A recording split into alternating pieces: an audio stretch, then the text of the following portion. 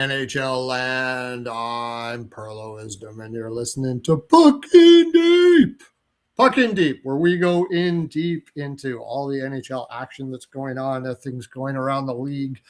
Of course, it's Stanley Cup playoffs right now, and we have one more round to get finished up in the first, but we're already starting the second round. And I brought in Ron Mont from RNJ Media again to give his pearls on some of the things that the goings on that's happened in the NHL.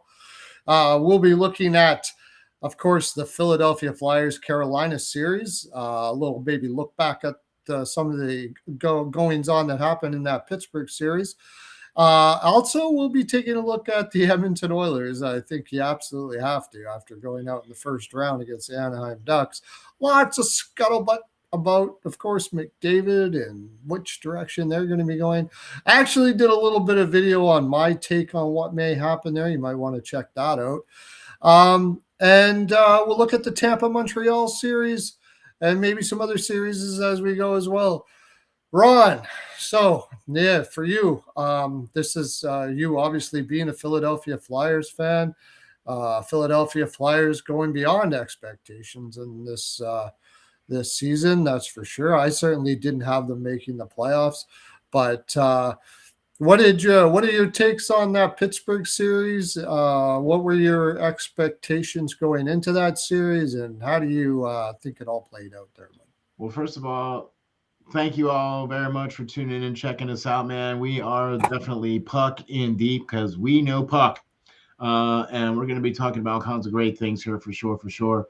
Be sure to hop on over to Perlo's channel to get signed up over there. Make sure you sign up there on his Twitter page or X page and get signed up there as well to get all your great information to put all your bets out there for sure. So, Philadelphia versus Pittsburgh. I'll be honest with you. We were more expecting the Phantoms to make the playoffs and the Flyers to not make the playoffs. It was the exact opposite, where the Flyers made the playoffs and the Phantoms did not. Philadelphia played as expected against Pittsburgh. The season series was pretty gnarly to begin with. And this series lived up to the gnarliest of Pennsylvania versus Pennsylvania teams. I mean, this was ugly. There were just, I saw things that I had never seen in hockey before. As far as just like what guys were getting away with, what guys weren't getting away with, what was called, what wasn't called, there was no consistency at all. You know what I mean? As far as what the refs were calling, as far as how that's concerned. But I will say this. I really liked that Philadelphia was able to live up to the shot suppression type team that they were and were able to basically shut down. You didn't really hear anything about Malkin. You didn't hear anything really about Crosby except for that one game where he got 2 assists, and then the one other game he got a goal. But other than that, he really wasn't a factor. Malkin really wasn't a factor for the most part. It was Sonberg and Witherspoon and some of their other guys that were more factors than Malkin and Crosby. Letang had a pretty good series, I thought. But I got to tell you something, though, man. I think the league needs to look at Mantha. I saw things that I wasn't expecting players to get away with ripping helmets off without getting penalized. And not once, but 3 times. And it wasn't called ever. And I know that 2 of them were right in front of the ref. Okay. And a couple of sucker punches that happened too that were happening right in front of the ref that weren't called. Other than that, hey, man, Darth Vladar, man, 2 shutouts, dude. Look, Pittsburgh said, oh, we got Skinner. And they played Skinner for the first 3 games, and he got lit up. Philadelphia lit him up. And they're like, oh, okay, well, we'll take him out, put the other guy in, and suddenly then Pittsburgh wins 2 games. And then they take that third, game 6 there to the end, right? So you didn't really have goaltending. You're kind of suspect on the team. I think. I mean, that they got Muser up as a Jack Adams finalist for just even getting the Penguins to the playoffs. If you're going to put him in there for that reason, I think you would have to put Rick Tocchet in, because he got to the playoffs, because nobody was expecting Philadelphia to make it to the playoffs, right? You know what I mean? So. Yeah, my unpopular take, but Rick Tocchet was my pick to win the Adams this year. I knew he wasn't going to win it, but he was my pick. Okay, to win the Adams this year. But so I mean, rough getting it. Cooper getting the token. He's got to get one eventually, and this might be the last chance, because I don't know. We'll talk about Tampa when we get there, but rough getting it is fine. I mean, he's worked hard with that Buffalo team for the last 2 years to get them to understand and be able to do his. And I have people that disagree with me here. Very complex system in comparison to like a Rick Tocchet system. It's a very effective system, but it's physically tough to do, and it's mentally. It's a lot of thought involved. You got to really have a good instinct to it. You got to work with your teammates well, and he's got them doing it. He's got them with belief, and they're buying in. They're buying. Yeah, in. They're buying in. They're buying in. I like him better. I like him better because Buffalo started off their first 20 games were not really that great. Mm-hmm. Right? Yeah, it took them a while. Yeah. And so it took a minute for them to kind of get in gear, and then once they did, it was like lights out, right? Yeah, I was saying last year when I was on the Ice Guys, I was saying that once that clicks, if it clicks with those young players, because I think Ruff is a great coach. Yeah, I think he's fantastic. I've always loved him. I thought it was a big mistake for New Jersey to let him go, and once it clicked, watch out, because that team has got all the pieces. But I mean, yeah, if he gets it, that's fine. In my mind, this is the way I see it. The reason why I like him for Tocchet for the Adams. Tocchet's system is goaltender friendly. Let's face it. Yeah, you brought in a Vladar. It's defense heavy, right? He did it in Arizona with Kemper. Kemper's never had a year like he did back when he was in Arizona, even though he won the Cup. When he won the Cup there with Colorado, he wasn't really stellar. No. So, but he had incredible numbers when he was with Rick Tocchet. Rick Tocchet figures out his goaltender, figures out what his weaknesses are, and teaches his players how to play to have shots go into their strengths. And he plays that layered zone system in a 1-3-1 that is very goaltender friendly. And he did it with Vladar, who was a career backup. And I'm giving credit to Vladar. Vladar still played extremely well, but he certainly has a goaltender friendly coach. So he did. He took a bunch of guys that were really struggling defensively, like Zegras this year. He bought in. I didn't see that coming. Everybody seemed to buy into what he was saying, except for, they're struggling a little bit with Michkov, but I think Michkov is going to be fine. I think all of that stuff is a bunch of nonsense. It's going to be absolutely fine with Michkov. It's just some growing. He's just growing and learning. That's all. It's fine. And he seems to have, he's a very competitive person, and he gets frustrated. Okay, that's good. That's good. Be better than just, slouching your shoulders and saying, "Oh shucks," and walking away, like you see a lot of players do. So I don't mind that. Yeah. Draisaitl under him has just blossomed. He's been very good. Ristolainen is just like he is. He was always getting better, but I think he's really blossomed under him. And like you said, I didn't think they were never had a thought that Philadelphia was making the playoffs this year. No, I never even had a thought. Now, you can say the same thing for Pittsburgh.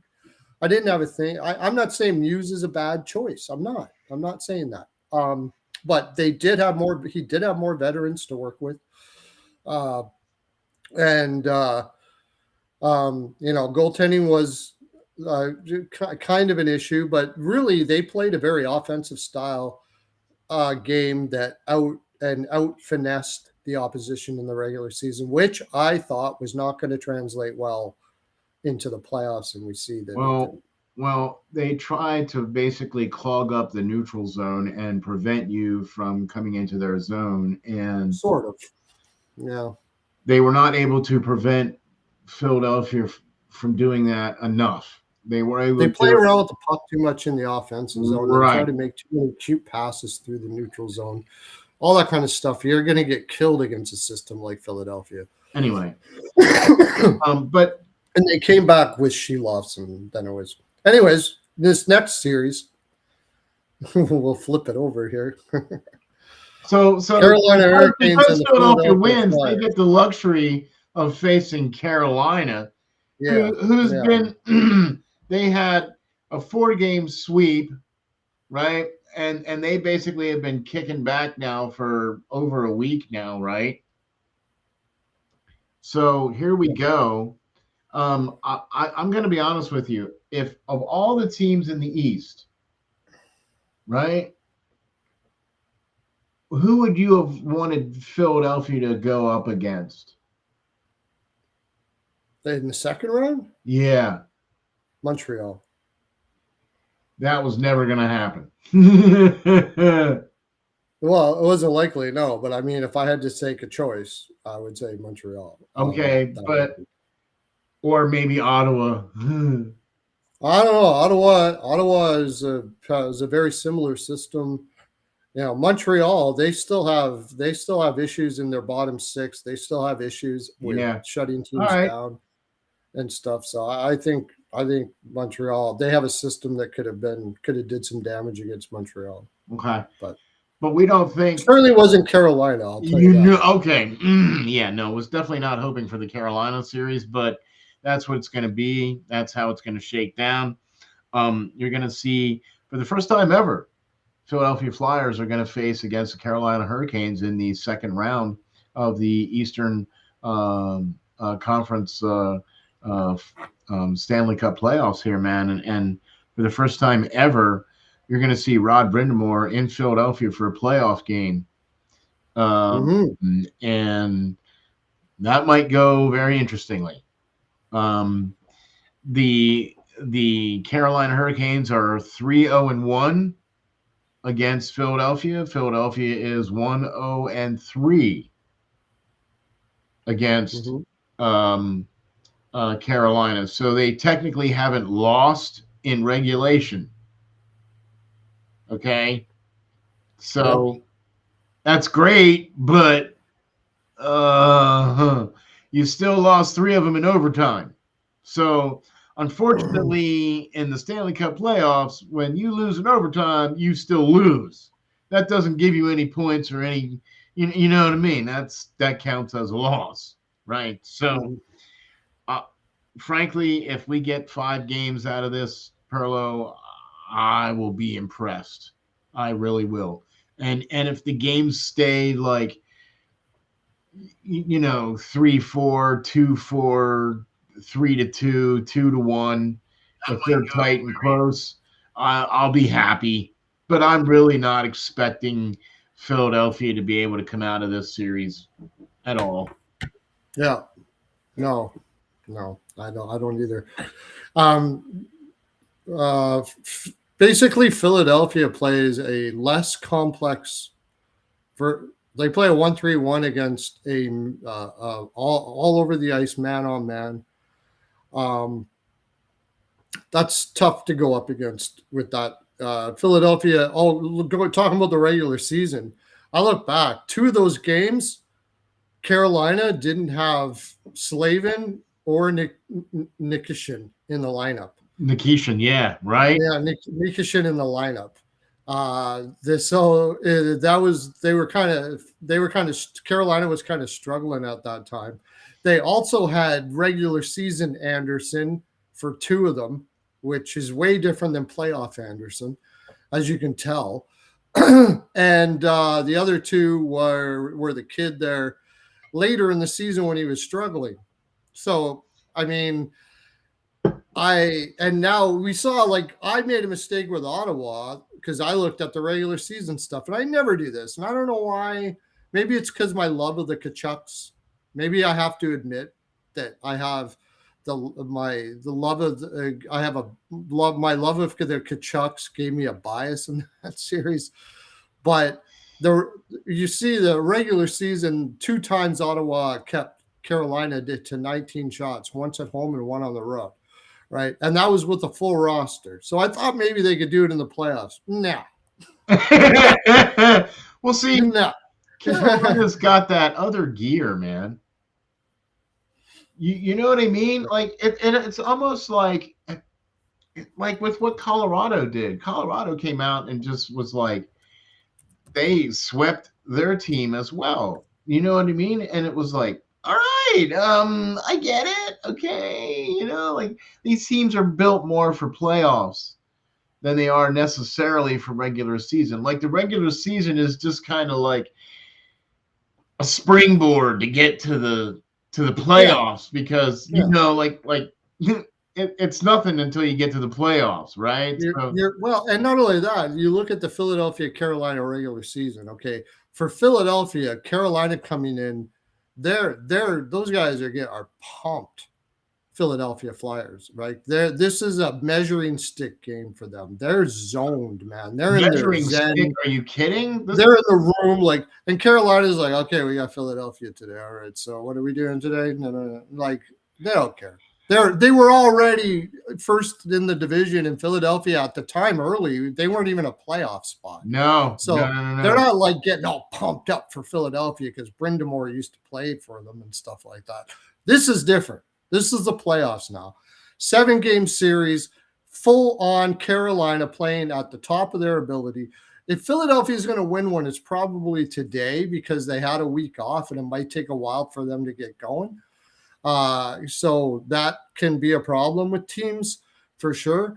But I just think they're too strong. I look at, like, if they play like they did against Ottawa from pin to pin, like they did against Ottawa from pin to pin, a sweep is not a surprise to me. They're going to be Philadelphia might get 15 shots in a lot of these games if they're lucky. 15 shots. That's about all I could see that. Wow. Because Carolina is such a shot suppression team, and they keep you pinned in your offensive zone so much.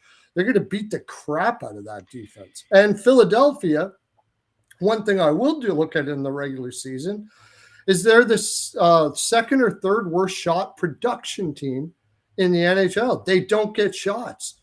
So you got this stifling offensive possession team that burns you out in the offensive zone and then swallows you up in the defensive zone, going up against a team that doesn't get shots doesn't get shots at the best of times. Yeah, right. So I mean, I've heard people that are really, they're putting a lot behind Philadelphia here. And I mean, I think they're going to grind as hard as they can. They're going to play tough. They're going to, do everything. And that's nothing against what I think Philadelphia will be. I think there's a lot of great pieces there. Another thing I heard is Tippett's hurt or something, and Bunt is, and what's his name? Bump is going to be taking his spot on the top line. That is a huge loss. Holy crap. So, yeah, I could be wrong. If I'm wrong, I'm wrong. I'll be very surprised if I'm not wrong. Well, I haven't seen anything about Philadelphia maybe pulls one out. I haven't seen anything about that per se. The last I heard was that Emile Andre might have been nicked up a little bit, and they had Jolson back in for that final game there against Pittsburgh. So I'm not really sure how that's all going to pan out. There might be some I don't know. Might be some gamesmanship going on, maybe. Maybe, but I mean, I don't know if that. Because, That's they kinda don't silly, have dude. to divulge anything. You know what I mean? They don't. But I tell you what, though. That's why I gotta remember that next time, because Edmonton did that gamesmanship with Anaheim. And I gotta remember that, keep keep that in my memory, that if I ever hear a team saying stuff is getting leaked out, the players are hurt and stuff, don't do that nonsense, because they if they wouldn't be letting that leak out anywhere. So I'm looking at it right now. Yes, Tippett is not in the lineup today. Wow, so that's a Alex big Pump, out. Zegers, Martone. That's a big loss. Big loss. That's a big loss. One of the big loss most underrated Philadelphia. shutdown wingers in the game. And he's Yeah. he's one of the guys that is a hit producer. He's a shot producer. He's really, he's on the top power play Great unit. three-zone defensive shutdown Right. offensive player. Very Right. good. And he's a Very big good. body out there too. That's gonna hurt bad. So That's gonna hurt a lot. But I'm gonna say this. I was a little unsurprised, of course, with Colorado sweeping. Okay. But I gotta tell you, man, the whole Minnesota Dallas. My Dallas team got smoked. Now they were missing Rupe Hintz for 80% of that series. In fact, I think all of that series he was out, right? Mm-hmm. So, and Minnesota just had the swag, had the girdle strapped on, whatever you want to call it, right? They had the jam, right? And Dallas didn't. Okay. Yeah, with the Dallas series, what blew me away there, and I don't know, man. I didn't have a read on Gullickson, but Dallas was playing way too slow out of their zone, man.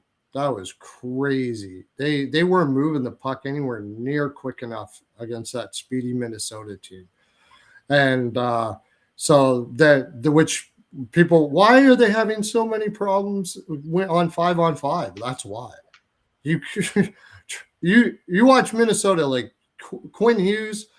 That guy moves the puck out of zone maybe better than anybody, except for maybe Makar. And I think better than Makar. Makar might be better, but probably foot speed and stuff. There's a lot of things that you can go back and forth with whether you like Hughes or Makar. And I'm not going to argue with you. Well, how's this for you? How's this for you, right?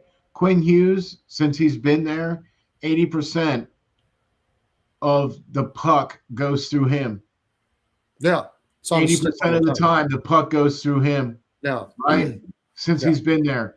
I don't know about you, but that's more than Makar. That's more than, okay, right? So, yeah. So, I mean, if they got to, I don't know, Gullickson's got to change something there, because you can't be moving that slow through out of the defensive zone and the neutral zone. And well, I'll tell you what,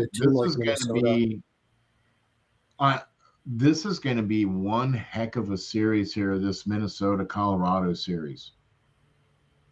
I mean, I thought that Dallas was going to be – I picked Dallas to go all the way to win the Cup this year. So, I mean, clearly I am wrong, but Minnesota coming into the Colorado. Yeah.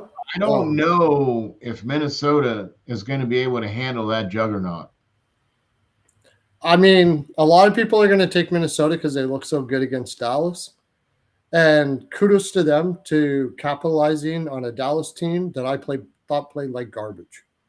I really thought it's hard to get for me to judge how good of a Minnesota team is, because Dallas played like garbage. Yeah, Ottinger did not have his best series. I guess. I mean, I wouldn't peg that on Ottinger. I'm not putting it all on him. That on coaching. I mean, I'm not putting it all on him, You understand what I'm saying? But Yeah, there was some goals there because I watched a couple of those games, and there was some goals there that he probably should have had. yeah. They were You know what letting I mean? high danger chances all over the place. I don't know what the hell they were His doing. team wasn't playing in front of him. No, it was terrible. It was, But right? I say we have a couple of people. Thank all of you people watching here. Thanks for coming in, by the way. And Credibeck says Abs will win in 6, and I agree with that. That's what I think. Abs will win in 6. There's no. I predicted that the Abs would not lose more than 6 games in the playoffs. I'm a little bit concerned about that because I also think it's going to be Carolina, Colorado in the finals. But my lean here is I think Minnesota's going to give her a good shot. I mean, they're going to. Yeah, I agree. At the LA series, like people are saying, well, it was a 4-game series, but they were tough games. Colorado was playing with their food, man. Colorado was just like, okay. It was like that little runt that has a temper that comes at you, and you put your hand on his forehead, and you just kind of like, and he's swinging away, right? How long and he's are we not going to even do hitting this you. for? Yeah. I don't want to I don't want to hurt myself. I'm not going to physically exert myself here. I just okay. You hit me. All right. See you later. Yeah, right. Yeah. That's perfect. That's the perfect way I would describe that with Colorado. Oh my gosh. Because they weren't even hitting anybody. You watch that game, Colorado was not initiating contact at all. They were just using their stick to take the puck off of LA's. And then when they were in their own zone, LA would come up and hit them, and they'd be like, oh, geez, that's annoying. And then it was unbelievable. And the one time that they were down 2-1, they turned on the Jets in the third period, and it was like, okay, this is over. Like, it was like immediately you were like, yeah, Colorado's going to win this game. Just take that live. No doubt about it. So every time I saw Colorado put full effort this year against teams, they dummied teams. And now that was the regular season. I think it's going to be harder against Minnesota. But anytime that they put on the burners, man, that team is just unbelievable. And you got Wedgwood playing out of his head, best defensive team in the league. Minnesota gives up a lot of shots, actually. They were like 5th or 6th in the league in shots. Yeah. Not high danger. They play a system that they try to get their goaltender to see the shots and stuff like that. But when you're playing against a Colorado team that can pick corners like they do, you got to be able to shot suppress a little better than they do. And Dallas – Dallas wasn't shooting worth a darn. If they did get in the offensive zone, they were making little passes and blah, blah, blah. It was just like, who do you think you're going up against here? Like, come on, man. Dallas played absolutely horrible. So I think Colorado Minnesota absolutely took it to them, even though Dallas's power play in that series was lethal. Yeah, their 5-on-5 is horrible though. Okay, but what I'm saying though is that, Minnesota was just playing on a different level, right? You see some of the comments that are flying in here, right? Yeah, Abs full effort can lose to this Wild team, I suppose. I wouldn't put my money on it. No way. So let's do that, right? Because we still have. Okay, so then Tampa Bay, Montreal. I had Tampa Bay in 6 or 7, and now it's 7. I still think that's going to be the case. No disrespect for this Montreal team. I just think they're very top heavy still yet, and they still have some work to do. Dobish, they found their number 1. I don't know what they're going to do with this Fowler kid now. This Fowler kid is amazing too. Between the two of them, one of them is going to have to go eventually. I don't know, but until then, man, that's a good problem to have for them. Yeah, right. No disrespect to Montreal. This team could be an absolute powerhouse in 2 years, no doubt about that. They've got a lot of good pieces there, and I think they have smart management to add the right pieces. Bolduc playing much better in the playoffs. Doc playing much better in the playoffs than they did in the regular season. I didn't really see that coming, so that's been something for Tampa. And St. Louis is one of the most brilliant coaching minds I have ever seen. This guy is just an absolute beast, man. What do you think about this series so far? I really like how Suzuki has stepped up. I really like how Cole Hudson has been playing on this team. You know what I mean? I do also agree too, because that was one of my question marks going into this series was how was Dobish going to handle this? Because I didn't think he had his best regular season per se. I mean, he played really well down the stretch there, but he struggled at times during the season. You know what I mean?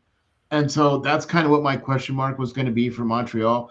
I didn't have any question marks about Tampa Bay because they've been there, done that. They have, I think, 8 or 9 players still on the team that were on the cup winning team in 21, right? So, I mean, Tampa Bay been there, done that. You know what I mean? And Montreal is still trying to find their way. But I absolutely agree with you, Perlo. I think with St. Louis as coach, I think with their young core that they've got there now and the guys that they've got rolling, and now that they've found their number one goaltender, I'm not surprised this has gone to 7 games. And I'll be honest with you, whoever wins this series is probably not going to win the next series. I agree. Right? So even if it's Montreal, even if they win, right, I think they're going to be so beat up that because they're going to be facing Buffalo. Yeah.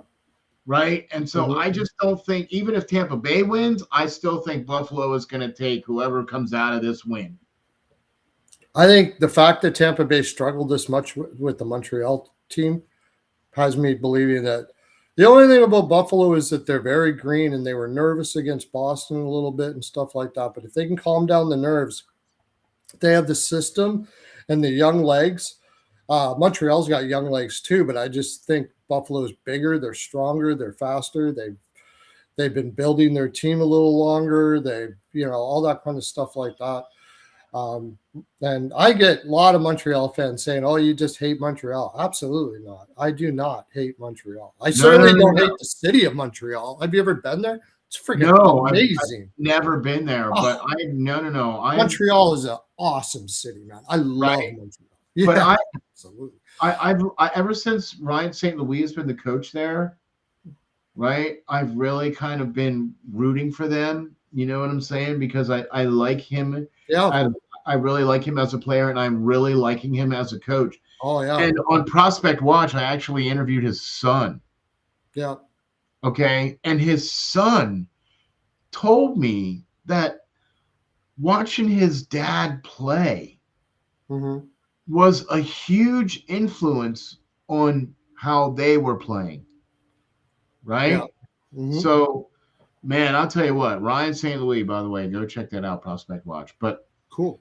That's why I really liked Ryan St. Louis coaching Montreal. I think that's the perfect coach for them. And I'm seeing them kind of come back into contention again. You know what I mean? They were in the finals there for that minute.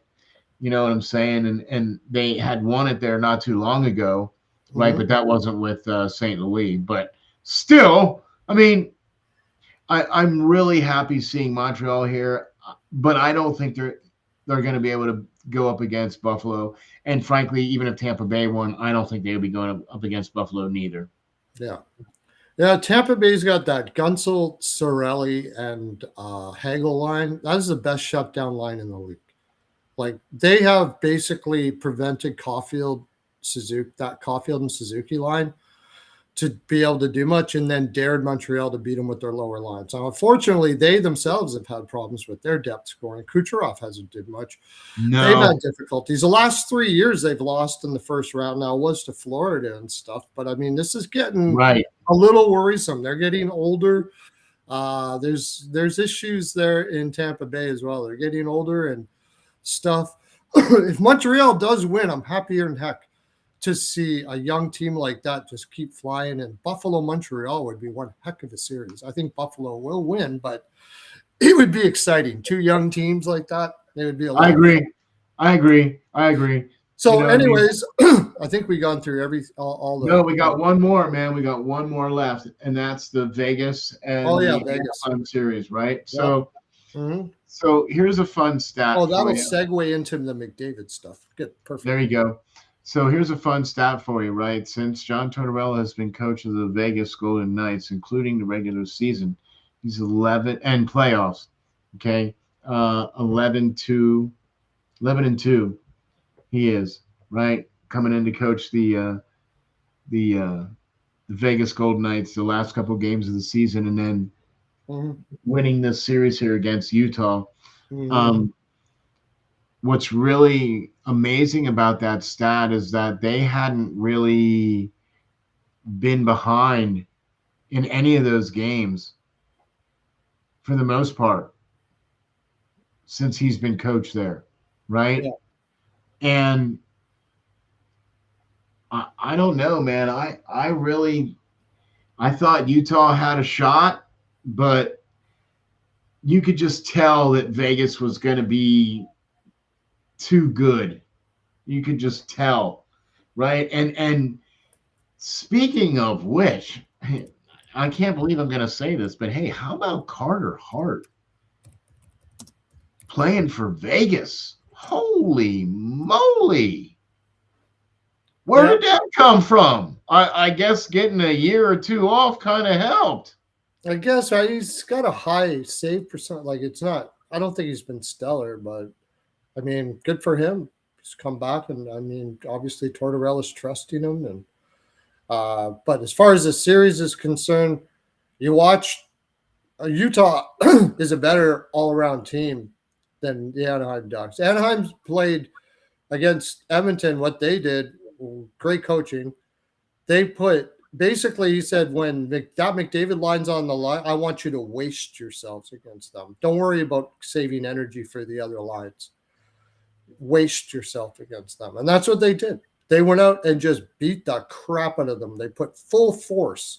And then when you had then the Draisaitl, Podkolzin, and Kapanen line, they were kind of softened up and didn't have as much legs against them. So they got a couple more points, but their lower lines weren't going to do anything against them. They didn't have to worry about that. So they just keep on beating them. And that's how you beat that Edmonton team. I've said it a million times. They don't have enough forward depth, not just for offense, but for defense, for anything. They can't play against top competition. You don't have to worry about them. Last year in the finals, they got some high shooting percentages from some of those teams, and they got a little fortunate with a few things that happened there. They caught a Dallas team in the Western Finals that had Duchesne and Sagan and Ben were done. So they really were they didn't have depth themselves. Hintz was injured. So so that top line could, it was top line against top line, and I liked it. But Anaheim was smart. They did that. And, Oilers played 2 finals, condensed schedule. McDavid playing against absolute top lines all season long because their lower lines can't. They got to do something about that.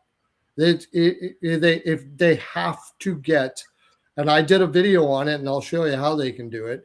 But you talk about their D, they talk about their goaltending. That is not their worst problem. It's not. Their worst problem is that McDavid has to go up against the top line every single night.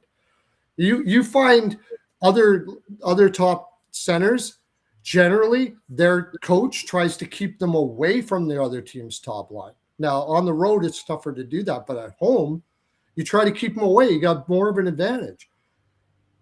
Unfortunately, Knobloch has no choice but to play him against the top line to try to. That's all he has, and that's all he has. You know what I mean? Like it's just going to kill you.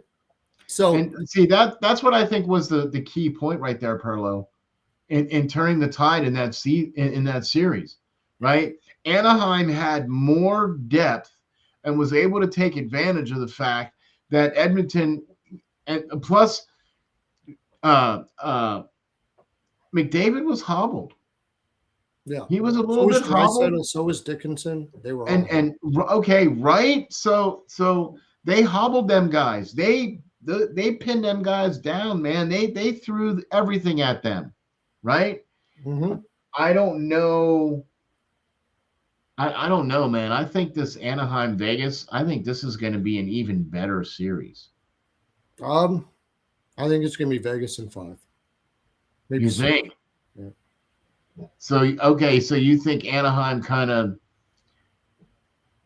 spent its juice there against Anaheim. Anaheim is not. Anaheim has 2 players that are positive defensive players as far as okay. can play a full sheet. Terry and Lacombe, and that is it. Wow. That's it. So their recipe for success is pure offensive. Keep you pinned into the zone, and you've got Anderson, Hannafin, Theodore. These guys are puck movers, man. If you think you're going to get in deep and pin those guys in, you got another thing coming. And if Anaheim has to play the majority of the time in their zone, or even half the time in their zone, I don't know if you watched that how much you watched in that Edmonton Anaheim series, but when Anaheim was in their zone, they were fumbling the puck all over the place, and freaking, it was just like they were bouncing around everywhere. Had a difficult time getting out of the zone. I mean, I think it's going to be a young team that needs a lot of work and to improve. And against this Vegas team that's been there, done that against the Tortorella's. Now Tortorella's system seems to be in place. That last game against Utah, they shut them down, man. Utah could not do anything. That's the Tortorella team I'm used to seeing right there. And if that's the way they're going to play against Anaheim, I don't think Anaheim has a chance. I really don't think that. Yeah, I don't either. I wouldn't be looking for Anaheim to come out of there with any kind of. They might get a game, maybe. You know what I mean? But for the most part, I think Vegas, because maybe 6. Give them some credit. Yeah. Quinville's a great coach. He's going to have them motivated. Maybe just out energy them at home a couple times or something like that. It could happen. But Tortorella, man, has definitely lit the fire on this team right at the right time. Like, so they got hot right there at the end of the season, man, going into this playoffs, man, smoking, right? And so, there you go. Well, I'll tell you what, man. So yeah. Colorado, Minnesota, you still got Colorado? I got Colorado in 6, yeah. All right, and Vegas and Anaheim, you got Vegas in 6. Vegas in 5 or 6, yeah. Yeah, okay. Carolina, Philly, we think that's going to be sweeper 5. 4. Yeah. Buffalo and whoever. If it's Montreal, Tampa Bay, I think that's going to be Montreal, Tampa Bay. Oh, Buffalo and whoever. Yeah, I like Buffalo against whoever. Doesn't matter if it's Tampa Bay. I think Tampa Bay will put up Tampa Bay again. They're very opportunistic. They don't get rattled. That's what's great about the Tampa Bay Lightning. They don't get too high. They don't get too low. They're a veteran team and all that kind of stuff like that. And they could pull out a game or two just simply because Buffalo's nerves with being a young team and all that kind of stuff like that. Yeah, but I think they worked that out against Boston. I hope so. Yeah, right. They hope so too, right? Yeah. I think it'll probably be 6 or something like that. I think Tampa Bay will put up a fight, but I mean, watching that big defense move the puck, and when they get their speed going, if Tampa Bay is going to have everything they can do to be able to keep that team in under wraps. The only thing that has me kind of wondering is they are a young team, and now you're in the second round, you can make it to the third, so the pressure's even harder, especially at home. They've struggled at home a little bit with the hometown vibe and everything like that. They've been actually better and more relaxed on the road. They've been a little tight, so Ruff has got to say, like, hey guys, tune out the noise. You had I know you invited all your family, and we haven't been here in a long time, and I give you some grace, but now tell your family to go to heck. You show up if you want to show up. I don't want you calling me asking for tickets. I don't want when you go home, tell your girlfriend that We're gonna be in Mazatlan in Mexico after we win the cup or whatever. Just leave me alone. Leave me alone. I don't want anything. So I hear from you and everything. I don't need your emotional garbage right now. Whatever the case may be, pick up the phone, talk to your girlfriend, or maybe you got a gay friend that you can talk to. Just talk to them for hours and figure it out, and then I'll talk to you later. That's like really, you gotta just zone in right now. I'm not making. They're not paying me $7 million a year to solve your problems during the playoffs. I'm sorry, that's just the way it is.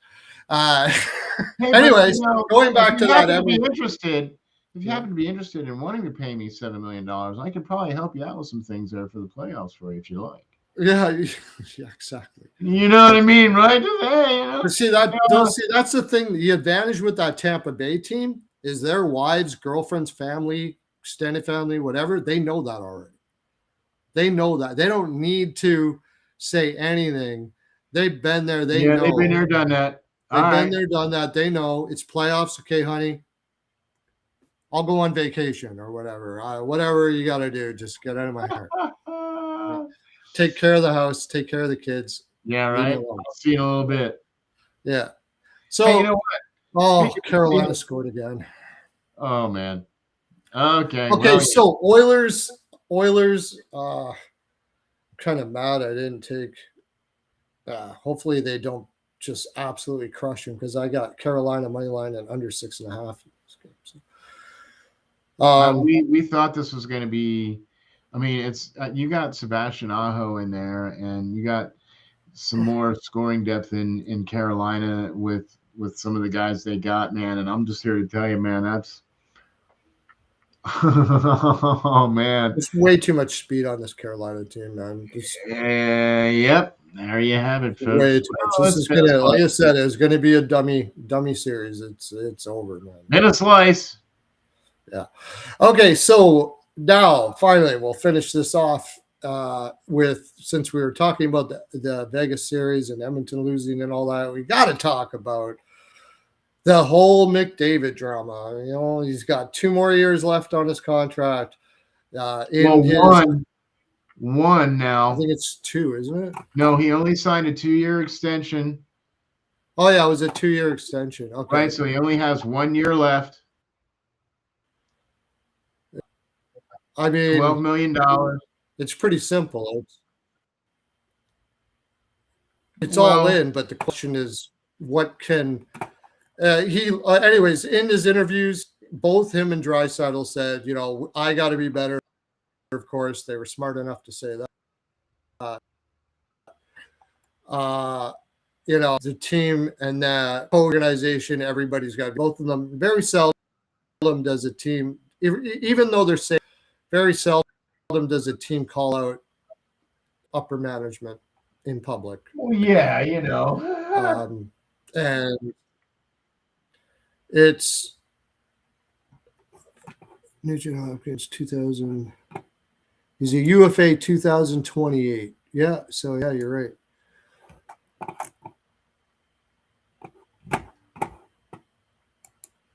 I don't know, man. I think he's gonna probably go. I don't think he's gonna stay in Edmonton because, especially now that they lost again this year. You know what I mean?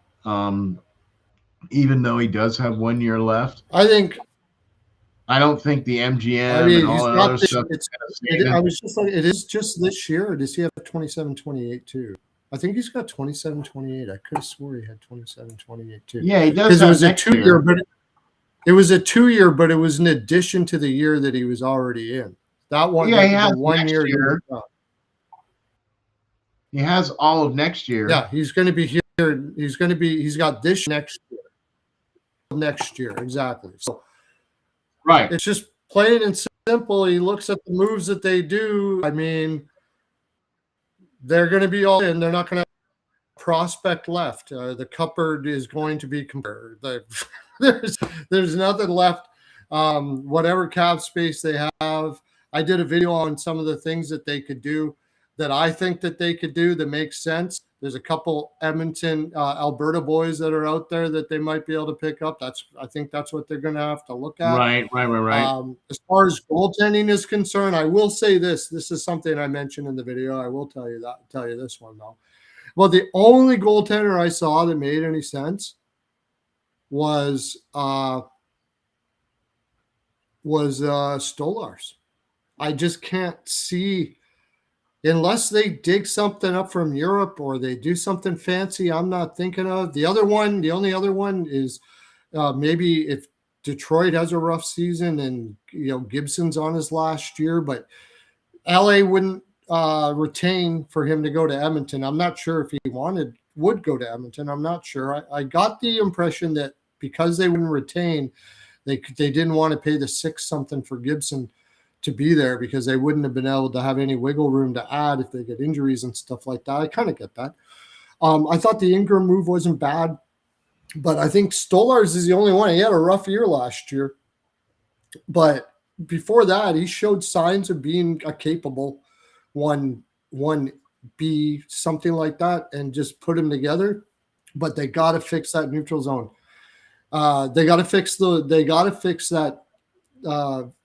Get somebody on the top, somebody else besides Podkolzin, or like right now they have Savoy up there on the second line, and fix that third line and get Dickinson back, one of the best shutdown centers in the league, and pray to God he stays healthy because he's injured a lot. And that's it, man. If that don't work, oh man.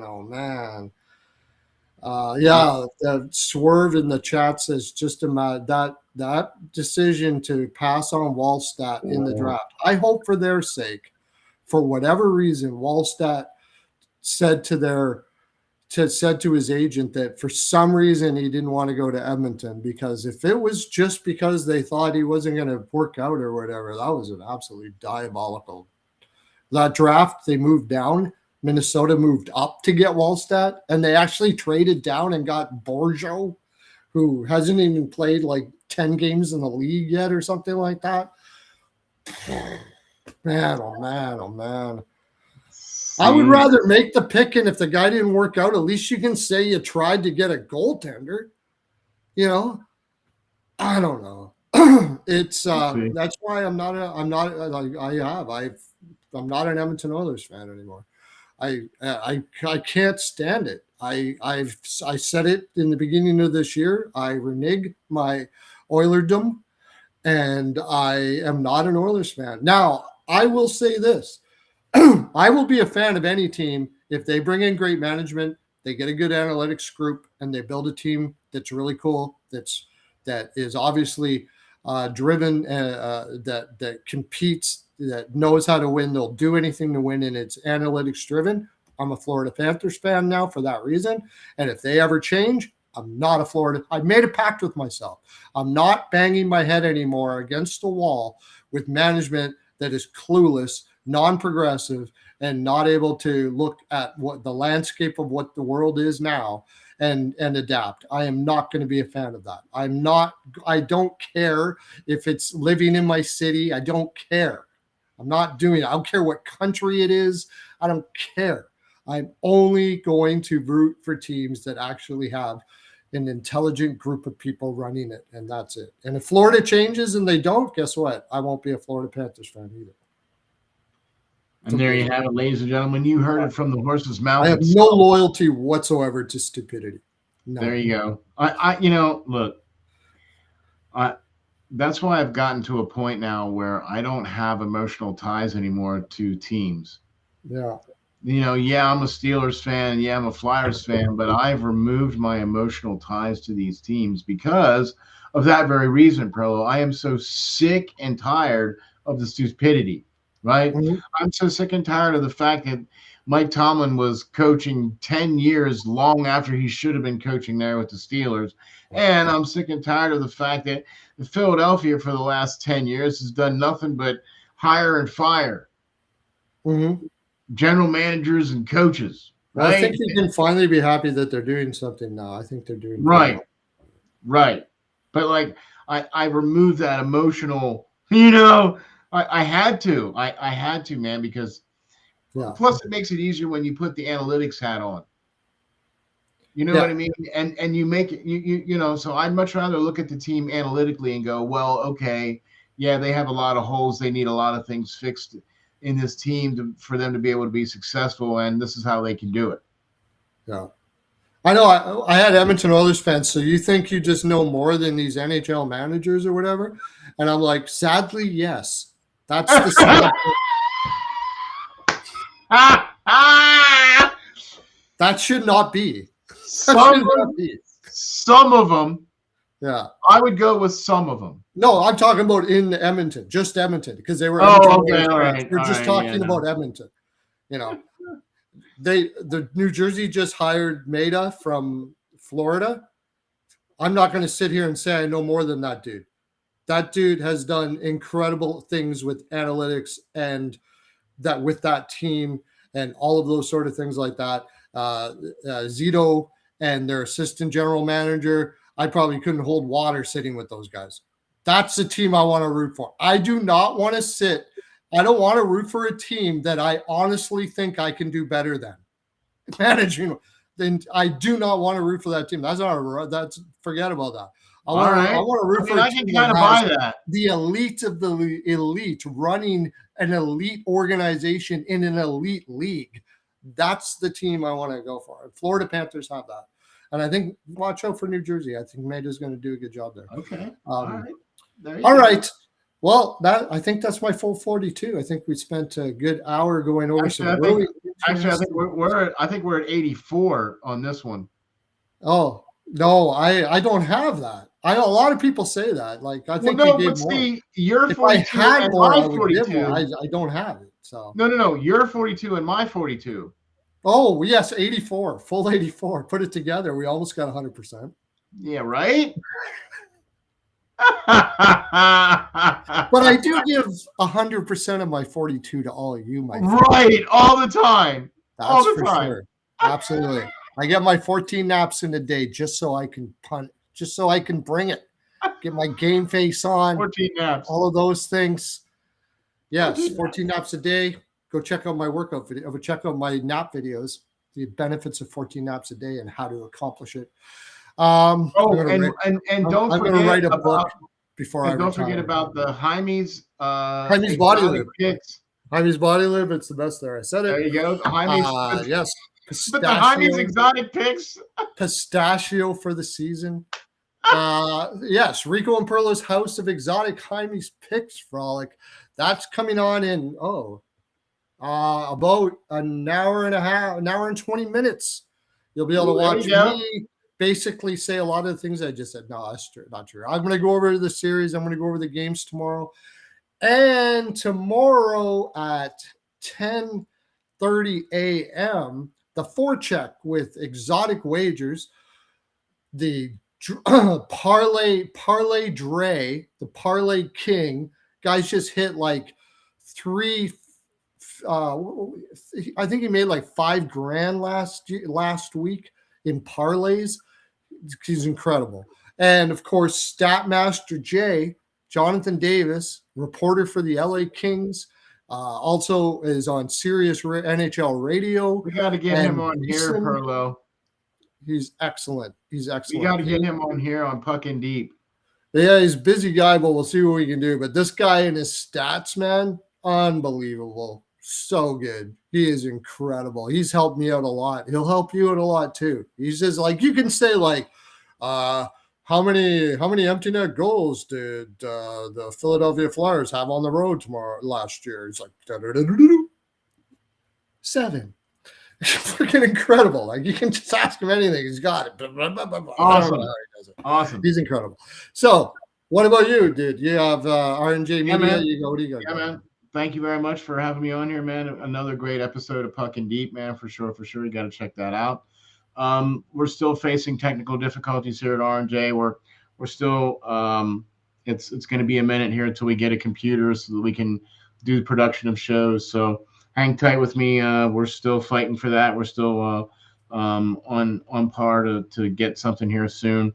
So as soon as that happens, man, we'll be up and running again. But until then, we get to do this great programming here with the great Pearl of Wisdom. Check me out on X at RNJ_media. Thank you all very much, man. Appreciate it. Right. Okay. That's all we got. Next time, we'll talk more playoffs, I imagine. Look at the offseason. We got the draft coming up, dude. I know, man. I'm excited, dude. I'm super excited. We got the lotto coming up in 3 days, too. We're going to find out who's got that number 1 pick. That's going to be pretty cool. Ain't going to be the Flyers. Oh, how much it would burn. Oh, by the way, well, I'll mention two things here before we go. How much would it burn for the Toronto Maple Leafs to have one of the teams go below them go up and they get 6th in that draft and they lose it to the Boston Bruins? Oh my gosh, that would be brutal. I think it's a 50-50 flip that will happen. And even if they do win it, burn, man, that would be a serious And even burn. If they do get it, the next year it's unprotected. So if they suck as bad as they do this year, they don't even have a chance on it. So, I mean, my gosh. And by the way, I mentioned this before the season. It's not over yet. We'll see what he does for the rest of this year. But I've said it. I'm going to say it again. Mitchell Marner is going to have an incredible playoffs. And it has nothing to do with he couldn't handle the pressure in Toronto. He was overused in the regular season. I've said it again. I'll say it again. He had much easier deployment in Vegas. He was able to not be so taxed come playoff time. And here we are. He got 2 goals in the finals in Game 6. Watch him keep on going, man. He is going to play really, really well. I bet he gets 5 to 6 points in this next series. And the only reason why I'm saying 5 to 6 points is because I think it's probably going to go 5. So yeah. So, all right. Thanks everybody for tuning in, man. Appreciate you. Take care, everybody. See you next time.